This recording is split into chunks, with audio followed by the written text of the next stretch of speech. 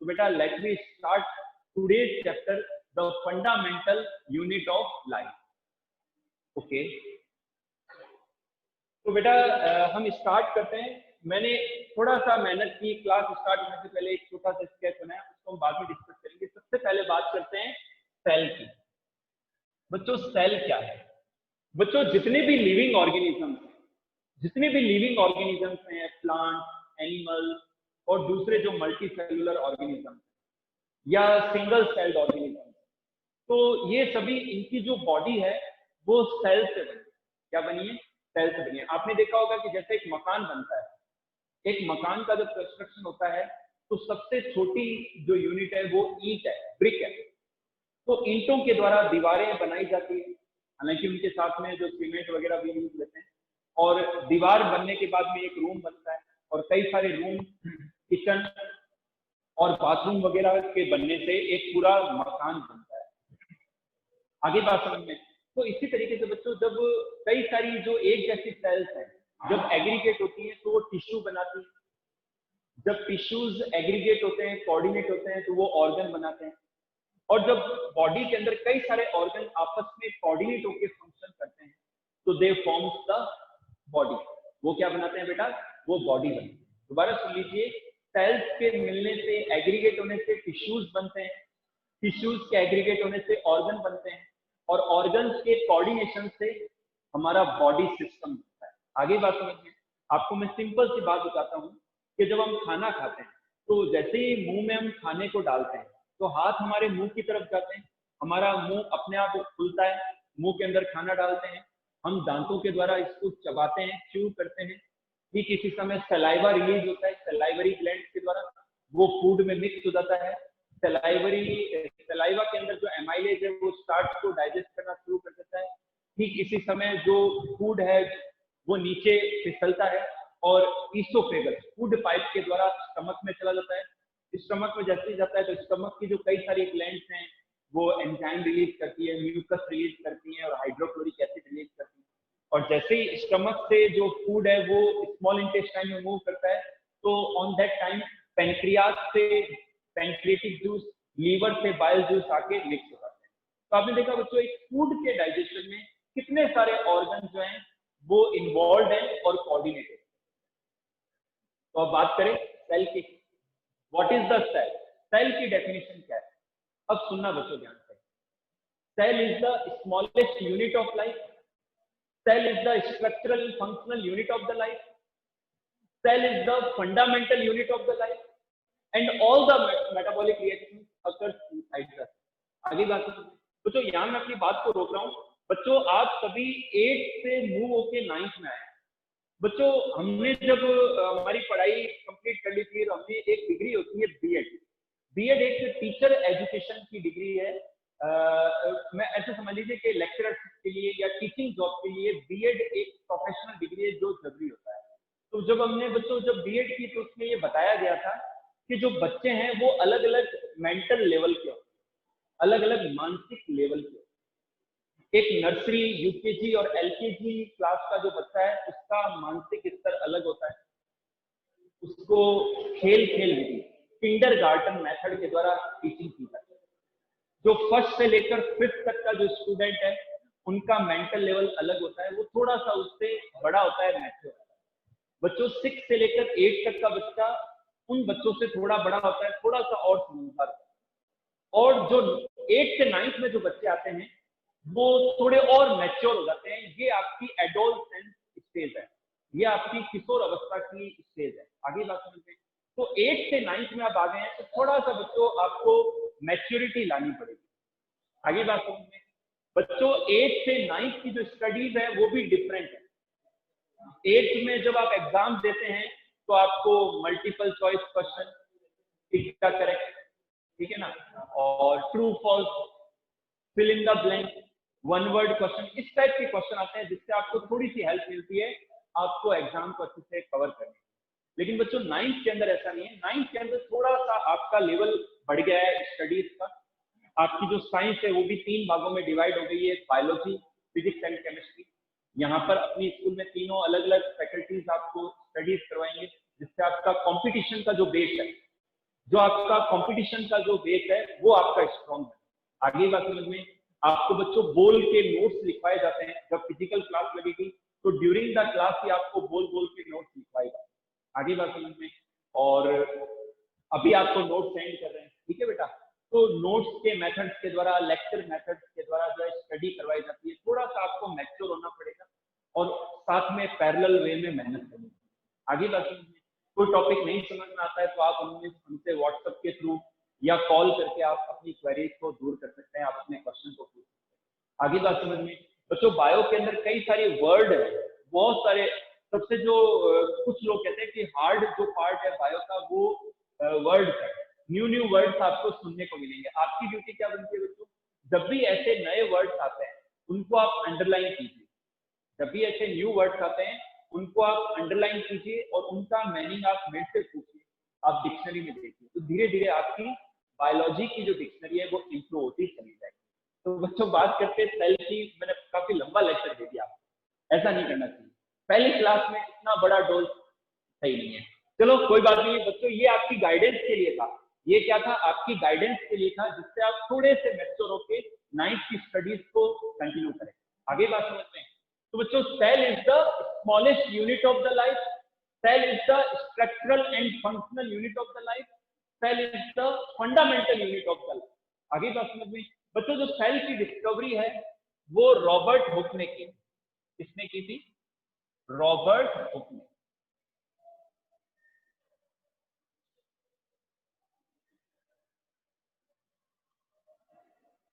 बच्चों Robert Hooke ने 1665 में सेल को डिस्कवर किया था और उन्होंने डेड सेल को डिस्कवर किया था। उन्होंने क्या किया था? डेड सेल को डिस्कवर किया था अपने सिंपल माइक्रोस्कोप में। कॉर्क सेल, इसको कॉर्क या जो बार्क है उसकी सेल्स को उन्होंने ऑब्जर्व किया था, जो कि डेड सेल्स, जो कि क्या होती हैं? डेड सेल्स होती है। सेकेंड लेते हैं लिविंग सेल। बच्चों जो लिविंग सेल है, जो लिविंग सेल है उसकी डिस्कवरी की थी एंटोनी वॉन ल्यूवेनहॉफ।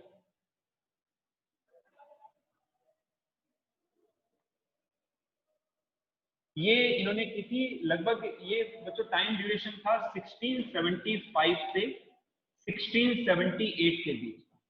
उन्होंने बच्चों अपने सिंपल माइक्रोस्कोप के अंदर बैक्टीरियल सेल को ऑब्जर्व किया जो मूवमेंट शो कर रही थी।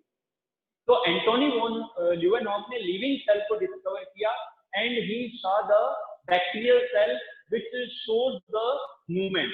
और उन्होंने ऐसी मूवमेंट करती हुई सेल्स को एनिमल क्यूल कहा। क्या कहा? एनिमल क्यूल कहा। मैं लिख देता हूं। एनिमल क्यूल का मतलब होता है बेटा एनिमल जैसी। अच्छा बच्चों कोई दिक्कत नहीं है, हम धीरे धीरे और चीजों को बेटर बना लेंगे। अगर आपको क्लियरली बोर्ड नजर नहीं भी आ रहा है कोई दिक्कत नहीं है, कोई बहुत ज्यादा विशेष नहीं लिखा है। मैंने जो बोल रहा हूं मैं वही यहाँ लिख रहा हूँ। तो एंटोनी वॉन ल्यूवेनहॉफ ने लिविंग सेल को डिस्कवर किया। उन्होंने जिन सेल्स को देखा वो बैक्टीरियल सेल्स थी, उनको उन्होंने क्या कहा? एनिमल क्यूल कहा। आगे बात समझ में? तो ये है। अब बच्चों बात करते हैं प्रोटोप्लाज्म की। बच्चों प्रोटोप्लाज्म क्या है? सुनिए ध्यान से। बच्चों एक सेल है, एक सेल है।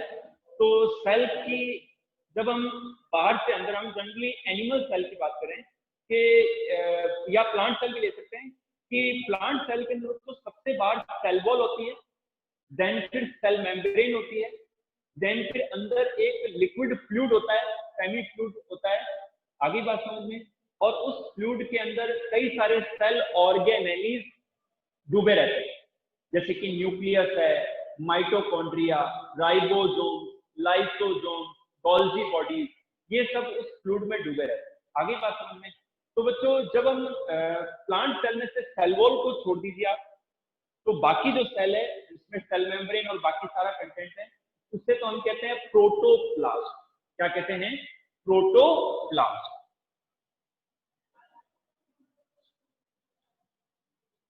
प्रोटोप्लास्ट। आगे बात में? और जब सेल के अंदर सेल मेम्ब्रेन को भी आप इन्वॉल्व नहीं करते हो, इंक्लूड नहीं करते हो, तो बाकी जो पार्ट है जिसमें साइटोप्लाज्म भी है और सेल के ऑर्गेनल भी, उसे हम कहते हैं प्रोटोप्लाज्म। क्या कहते हैं? प्रोटोप्लाज्म। दोबारा सुन लीजिए, प्रोटोप्लाज्म क्या है कि एक सेल की सेल मेम्ब्रेन को यदि आप इंक्लूड नहीं करते हैं, आखिर बात समझ में, अगर किसी सेल के अंदर आप सेल मेम्ब्रेन को भी इंक्लूड नहीं करते हैं, तो जो साइटोप्लाज्म है और जो सेल के ऑर्गेनल्स हैं, इन सबको कंबाइंडली हम कहते हैं प्रोटोप्लाज्म। क्या कहते हैं? प्रोटोप्लाज्म। अब बच्चों यहाँ पर देखना, एक कंपटीशन का क्वेश्चन निकल के आ रहा है कि जो प्रोटोप्लाज्म टर्म है ये किसने दी?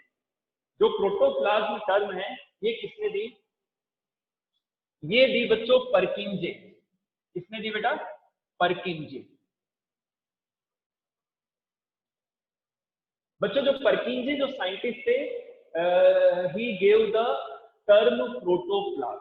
आगे बात समझ में, जब प्रोटोप्लाज्म में से आप सेल ऑर्गेनल को हटाते हो या मतलब इंक्लूड नहीं करते हो, तो बाकी जो फ्लूइड है वो साइटोप्लाज्म।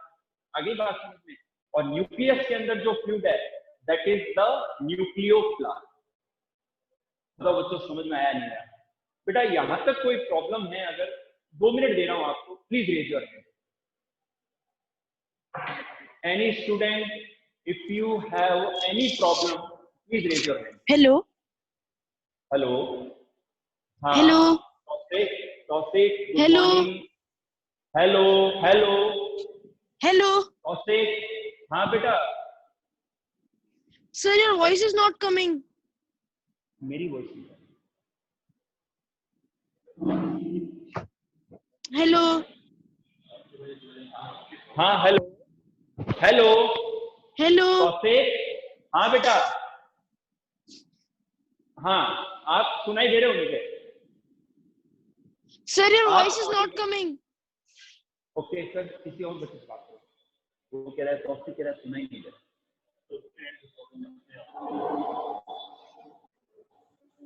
Hello sir. हाँ hello. Hello. Hello. Good morning sir. Good morning बेटा. सर आप वापस से प्रोटोप्लास्ट और प्रोटोप्लाज्म का डिफरेंस बता सकते हैं? कंफ्यूजिंग है. हाँ बिल्कुल बता रहा हूँ. Any other?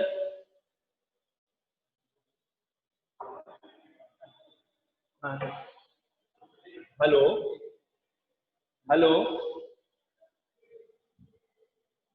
हाँ बेटा, गुड मॉर्निंग. कंटिन्यू करो. हाँ बेटा, थोड़ा सा मैं क्लियर कर देता हूँ. सपोज करो ये एक सेल है, ठीक है बेटा. एक अपन रफली समझ रहे हैं इसको. ये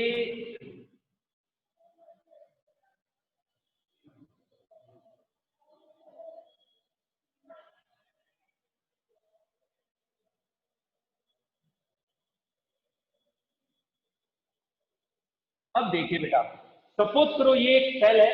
ये सपोज करो इसकी सेल वॉल है, जो बाहर है सपोज करो सेल वॉल. ओके. और ये बेटा सेल मेम्ब्रेन है.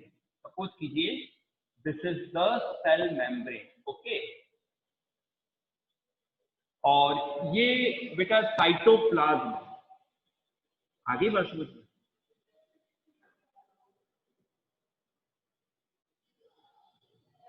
देखो बेटा, अपन को बहुत ज्यादा फास्ट नहीं चलना है, समझते हुए चलना है सारी चीजें. तो बच्चों, अगर किसी सेल में से सेल वॉल को अगर आप इंक्लूड नहीं करते हो, अगर आप सेल वॉल को इंक्लूड नहीं करते हो, तो सेल वॉल को छोड़ दो, बाकी जो सेल है जिसके अंदर सेल मेम्ब्रेन भी है, साइटोप्लाज्म भी है, सेल ऑर्गेनल्स भी है, न्यूक्लियस भी है, इसे तो हम कहते हैं प्रोटोप्लाज्म. क्या कहते हैं? प्रोटोप्लाज्म. सेकंड लेते हैं, आपने सेल वॉल को छोड़ दिया. अब बात करते हैं सेल. अब सेल के अंदर से यदि आप सेल मेम्ब्रेन को इंक्लूड नहीं करते हो, यदि आप सेल मेम्ब्रेन को इंक्लूड नहीं करते हो, तो पीछे क्या बचा हमारे पास में? फ्लूइड बचा अंदर का, साइटोप्लाज्म. और क्या बचा? Cell organelle and nucleus. तो इसे हम कहते हैं प्रोटोप्लाज्म. क्या कहते हैं? प्रोटोप्लाज्म. आगे बात समझ में. और यदि आप सेल ऑर्गेनल को इंक्लूड नहीं करते हो, खाली फ्लूइड पार्ट को ही ऑब्जर्व करते हो, तो इसे हम क्या कहते हैं? साइटोप्लाज्म. इसे हम क्या कहते हैं? साइटोप्लाज्म कहते हैं. और बेटा न्यूक्लियस के अंदर, न्यूक्लियस भी एक सेल ऑर्गेनल है, जिसके अंदर जो फ्लूइड है उसे हम क्या कहते हैं? न्यूक्लियोप्लाज्म. तो आज का सभी से कहूंगा, अगर आपको प्रोटोप्लाज्म और साइटोप्लाज्म समझ में आ गया है, please raise your hand, please raise your hand. बच्चों सभी स्टूडेंट्स को क्लियरली सुनाई दे रहा है, और जिन बच्चों, एक आधे बच्चे को नहीं सुनाई दे रहा है, तो शायद उनके फोन में उन्होंने अनम्यूट नहीं किया अपने आप को, या कोई वहां उनके फोन में कोई टेक्निकल प्रॉब्लम है, कोई नेटवर्क प्रॉब्लम। ओके बेटा, क्योंकि सभी बच्चों ने अप्रोक्सीमेटली सभी स्टूडेंट्स ने जो है हैंड रेज कर दिया है। ठीक है बेटा, आस्था से बात करना। आस्था,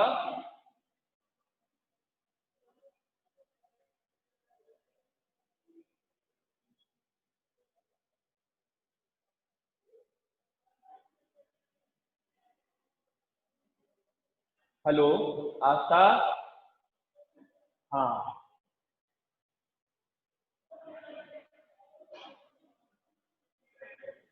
Yes, sir. हाँ बेटा, understood, have you understood? Yes, sir. I understood it. बेटा हाँ, ओके, थैंक यू। ठीक है बेटा, Thank you, sir. हाँ, मोस्ट वेलकम।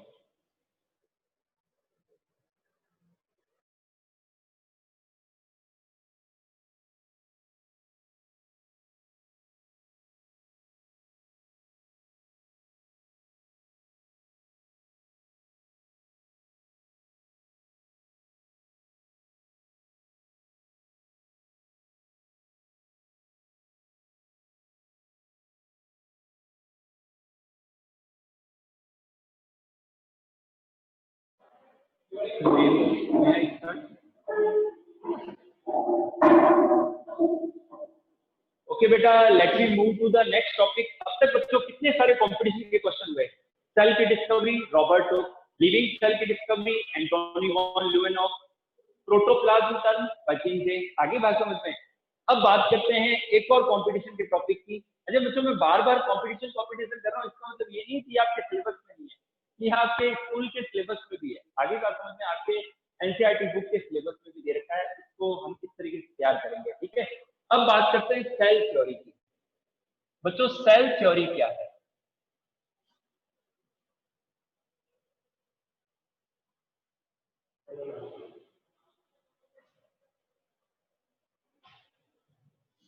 बच्चों सेल थ्योरी जो है वो दी थी एम.जे. स्लीडन। किसने दी थी? M J. Schleiden and Theodor Schwann.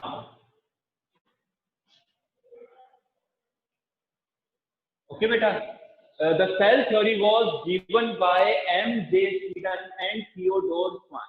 आगे बात समझ में।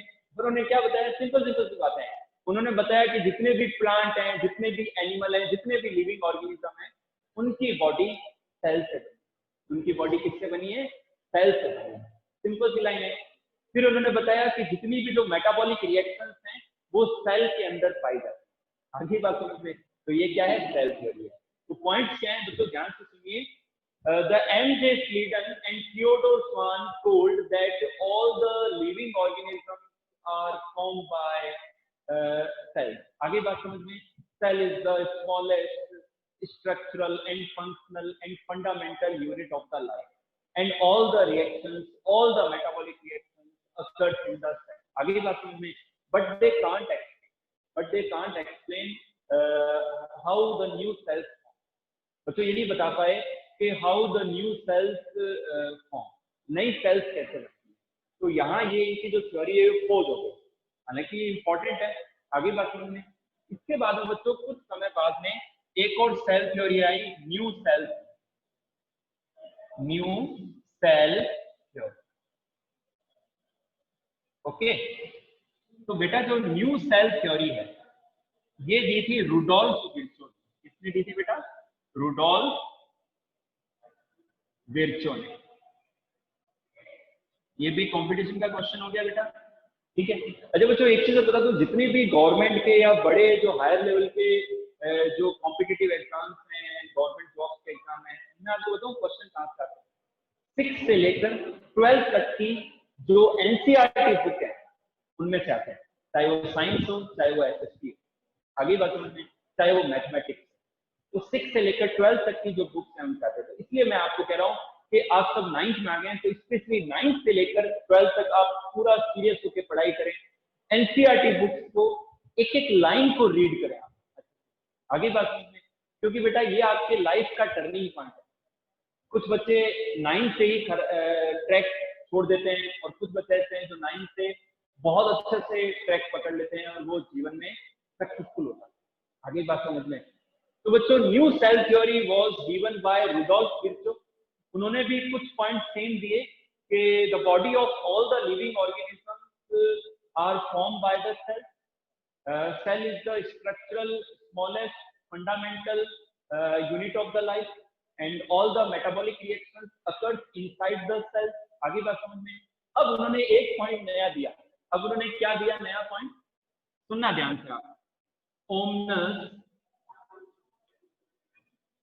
सेलुला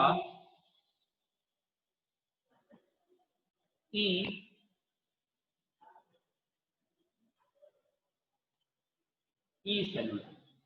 ध्यान से सुनिए बच्चों और रट लीजिए इसको, मेरे साथ आप अपने घर पर बैठे हो, आप मेरे साथ आप भी बोलिए, ओमनस सेलुला ई सेलुला।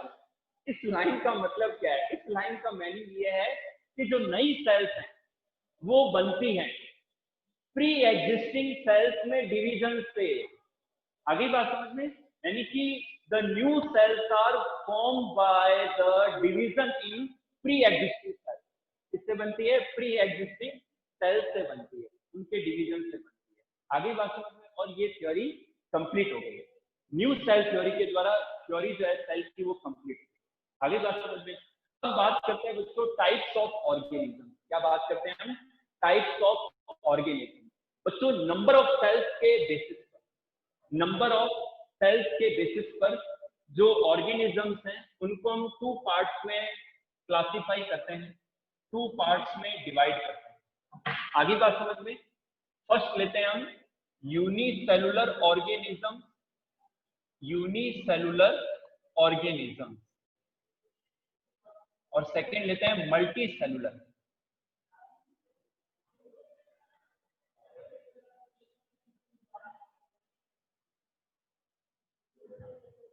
Unicellular organism and multi cellular organism, नाम से ही पता चल रहा है कि जो यूनिसेलुलर ऑर्गेनिज्म है वो सिंगल सेल्ड होते हैं और जो मल्टी सेलुलर ऑर्गेनिज्म है वो मल्टीपल सेल्स से बने होते हैं। आगे बात समझ में। इनमें सिंपल एनिमल भी हैं, कॉम्प्लेक्स एनिमल भी हैं, सिंपल प्लांट भी आते हैं और कॉम्प्लेक्स प्लांट भी आते हैं। आगे बात समझ में। पहले जो शुरुआती एनिमल्स होते हैं जैसे स्पंज वगैरह, उनमें क्या है सेल्स के एग्रीगेशन से बॉडी बनती है, तो वो सिंपल हो गया। फिर जो निडेरिया है, जो टीनोफोरा है, प्लेटी एलिमेंट जो एनिमल है, उनमें थोड़ी कॉम्प्लेक्सिटी आ जाती है और टिश्यू, फिर ऑर्गन लेवल, फिर ऑर्गन सिस्टम लेवल तक उनमें डेवलपमेंट आ जाता है। तो इसको हम लेटर डिस्कस करेंगे, हम चैप्टर 7 डाइवर्सिटी में डिस्कस करेंगे। आगे बात समझ में। अब बात करते हैं सेल की शेप। बच्चों जो सेल की शेप है वो वेरिएबल है। जो सेल्स हैं वो कई सारी शेप्स की होती हैं। आगे बात समझ में। हम डिस्कस कर रहे हैं सेल शेप के बारे में। बच्चों आज जितना हो सकता है बच्चों आपको बिल्कुल भी टेंस नहीं होना है, क्योंकि आज जितना होता है ठीक है, रिमेनिंग टॉपिक्स को हम कल की क्लास में डिस्कस करेंगे। ओके बेटा। तो सेल शेप क्या है बच्चों? डिफरेंट मॉर्फोलॉजी या शेप पाई जाती है सेल की। सेल सर्कुलर भी होती हैं, ओवल भी होती हैं, स्पिंडल शेप भी होती हैं, इलोंगेटेड भी होती हैं। आगे बात समझ में। तो वेरियस टाइप की जो सेल्स हैं वो शेप देखने को मिलती है। इसके बाद हम बात करते हैं बच्चों सेल साइज की। इसकी बात करते हैं हम सेल साइज की। बच्चों जो सेल है आपने भी पढ़ा होगा कि सेल जो होती है वो नेकेड, जो सेल्स होती है वो नेकेड आईज के द्वारा ऑब्जर्व नहीं की जाती। बच्चों सेल्स के ऑब्जर्वेशन के लिए माइक्रोस्कोप का यूज करना होता है। किसका यूज करना होता है? माइक्रोस्कोप का। आगे बात समझ तो हम बात कर रहे हैं ना। तो बच्चों जो स्मॉलेस्ट सेल है वो माइकोप्लाज्मा। क्या है? माइकोप्लाज्मा। आगे बात समझ में। तो माइकोप्लाज्मा को पहले पीपीएलओ कहा गया, प्लूरोनिमोनिया लाइक ऑर्गेनिज्म। आगे तो स्मॉलेस्ट सेल है और जिनका साइज 0.1 माइक्रोमीटर है। आगे बात समझ में। फिर हम बात करते हैं बैक्टीरियल सेल्स की, वो भी हमें विजिबल नहीं होती नेकेड आइज के द्वारा, तो उनका साइज होता है 1 to 10 माइक्रोमीटर। आगे बात समझ में। जो लार्जेस्ट सेल है वो एक ऑस्ट्रिच का एग है बच्चों। जो लार्जेस्ट सेल है वो एन ऑस्ट्रिच एग है बच्चों। जो ऑस्ट्रिच जो बर्ड है उसका जो एग होता है उसका जो डायमीटर है वो 15 सेंटीमीटर होता है। तो लार्जेस्ट जो सेल है एनिमल्स में एन ऑस्ट्रिच एग है and that have the 15 centimetre in diameter. आगे बात करेंगे। इसके बाद हम बात करते हैं लॉन्गेस्ट सेल बच्चों। एनिमल्स की जो लॉन्गेस्ट सेल है वो है नर्व सेल, न्यूरॉन, जो कि हम 6th चैप्टर में डिस्कस करेंगे और 10th के सिलेबस में भी है। आगे बात समझ में। तो neuron is the longest cell. तो हमारे बॉडी में जो न्यूरॉन है या नर्व सेल है वो लगभग 1 मीटर तक लंबी होती है। आगे बात समझ में। और इसके बाद में करते हैं बात प्लांट की। तो प्लांट के अंदर जो लार्जेस्ट सेल है वो है एक एल्गी बच्चों। एल्गी भी एक प्लांट ही है। तो एल्गी के अंदर बच्चों एक सिंगल सेल्ड एल्गी है जिसका नाम है एसिटा बुलेरिया। ध्यान से सुन लीजिए, एक सिंगल सेल्ड एल्गी है, that is the name of that algae is Acetabularia. This is the largest plant और लार्जेस्ट प्लांट सेल। आगे बात समझ में। तो बच्चों सेल जो साइज है वो वेरी करता है माइक्रोमीटर से लेकर सेंटीमीटर तक और मीटर तक। आगे बात समझ में। अब बात करेंगे बच्चों हम types of cells on the basis of genetic material, on the basis of nucleus, on the basis of cell organism. Before this अगर आपको सब समझ में आया है तो प्लीज रेज योर हैंड।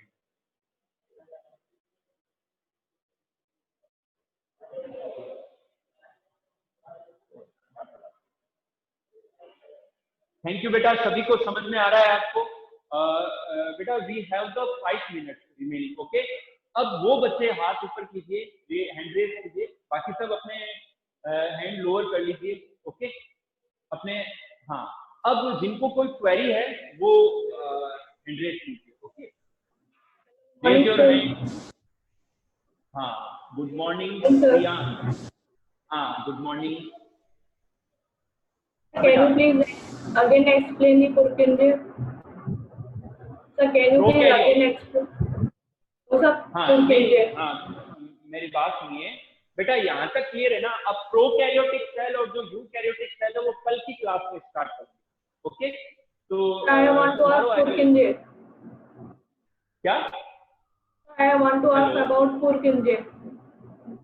परकिंजे, हाँ बेटा परकिंजे वाज द साइंटिस्ट। जो परकिंजे है वो एक साइंटिस्ट थे जिन्होंने प्रोटोप्लाज्म जो शब्द है, जो टर्म है वो दी। प्रोटोप्लाज्म टर्म जो है वो परकिंजे ने दी। आगे बात समझ में। Any other please raise the hand.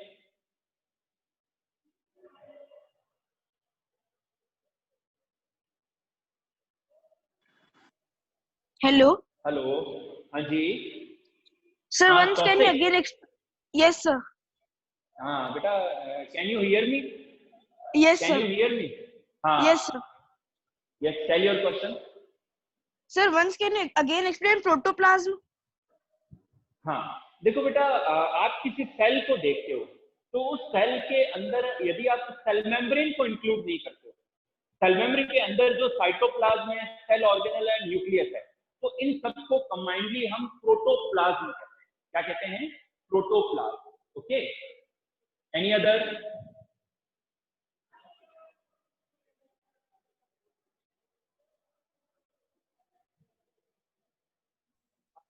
Good morning, sir. हाँ गुड मॉर्निंग। यस बेटा। सर सबसे पहला लिविंग सेल कौन सा था?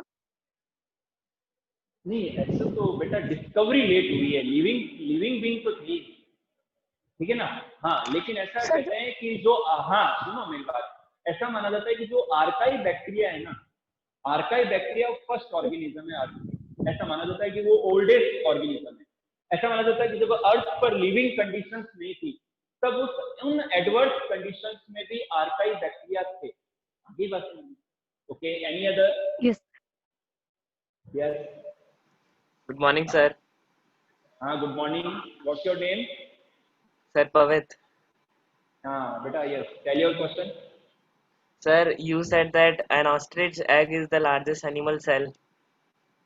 Yes. Sir, then how an egg is equals to cell? क्या? Sir, then how an egg is equals to cell?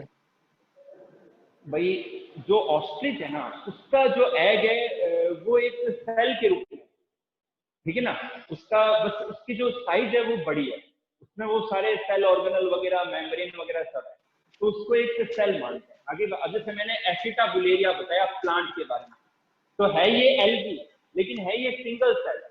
जब एक से ज्यादा सेल होगी तभी तो उन्हें हम मल्टी सेलुलर कहेंगे, लेकिन ऐसा नहीं है। ऑस्ट्रिच में और एसिटाबुलेरिया दोनों कंडीशन में ये एक ही सेल है। आगे बात सुनिए, और इनका जो डायमीटर मैंने बताया 58 सेंटीमीटर तक है, ठीक है बेटा।